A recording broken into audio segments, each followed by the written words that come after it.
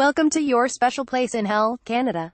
Here's Peter Navarro, the head of the White House Economic Council, alarmingly ignorant about trade, Forbes magazine, going off on Justin Trudeau after a Charlevoix G7 that threatened all weekend to go off the rails before, in the end, it obligingly went off the rails. The hell bits and the stabby bits in Navarro's weirdly well-rehearsed rant got the most coverage on Sunday, but I'm struck by A. the way Navarro was plainly road-testing language that will surely wind up in presidential tweets before week's end.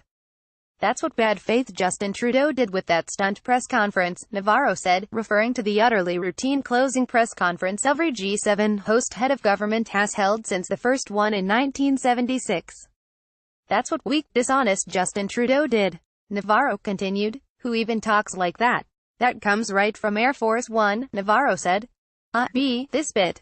We'd have a great deal with NAFTA by now if the Canadians would spend more time at the bargaining table and less time lobbying Capitol Hill and our press and state governments here. They are simply just not playing fair. Dishonest. Weak. There is no way to parse this statement and cling to even a thread of sanity. Talking to American politicians and journalists is unfair, dishonest and weak. It seems to me the only way to pop this little tirade back into the comprehensible universe is to assume Navarro means the opposite of each of his adjectives. Plainly, the elaborate Canadian effort, now nearly 2.5 years old, to explain shared Canadian and U.S. values and interests to any American who'll listen has been fair, honest and strong, i.e., effective. And that's what's got Navarro in such a snit. The president spent a week being told by yes-men who were alarmingly ignorant about trade, Forbes magazine, that he could levy tariffs against America's closest allies and it wouldn't upset anyone. And for less than 36 hours he escaped the bubble and got told the opposite by people with sovereign power to follow through. No wonder they were testing Twitter language on Air Force One afterward. It's very hard to deal with somebody when everything they say is about something else. Trump's steel and aluminum tariffs were supposed to be about national security. This particular action on steel and aluminum, it's not about unfair trade practices, says Peter Navarro, alarmingly ignorant about trade, Forbes magazine, in this interview. It's about national security. That was 11 days ago. Suddenly, as he wings his way from Charlevoix, Trump tweets that our tariffs are in response to his of 270% on dairy.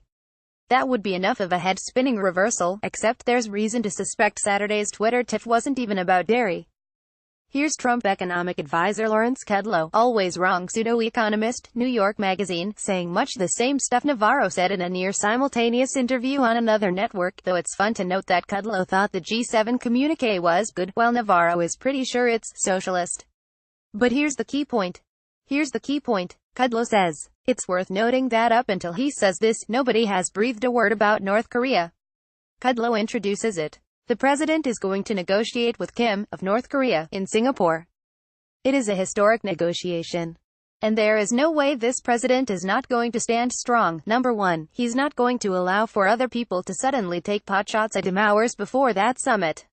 Which really makes it look as though this dispute isn't about security or agriculture, it's about macho posturing before another meeting.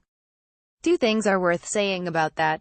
First, it's kind of hard to imagine Kim Jong-un will be swayed one way or another in any decisions he might make about deploying versus destroying one of the world's most unstable nuclear arsenals, let alone the fate of the Juche ideology and the Kim dynasty, by details of tone in a tariff dispute between Trump and his neighbors. You really have to be an all-star enabler to go on national television to endorse that kind of strategic thinking, so kudos to Kudlow for taking one for the team. Second, if these guys are so afraid of even the mildest retaliatory response from the Canadians, such as lobbying Capitol Hill and our press and state governments, let alone retaliatory tariffs that Navarro was sure nobody would levy, then Canada and its serious allies should give them a retaliatory response worth fearing. Trump and Navarro called Trudeau weak because they've awakened rudely to the sudden realization that he may not be. Let the awakening continue.